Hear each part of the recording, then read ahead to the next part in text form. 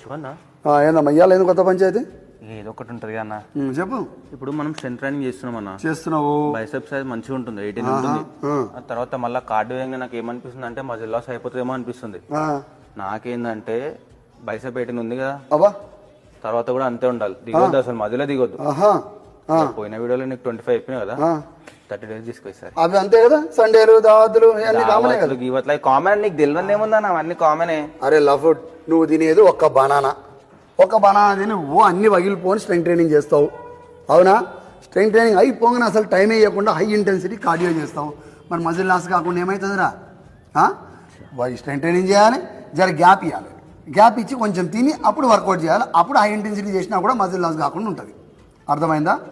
ఎప్పుడైనా కూడా strength training చేసిన తర్వాత లో ఇంటెన్సిటీ చేయాలి, లేదా ఎంబడి నీకు హై ఇంటెన్సిటీ చేయాలంటే సాయంత్రం చేయాలి, లేదా మరుసటి రోజు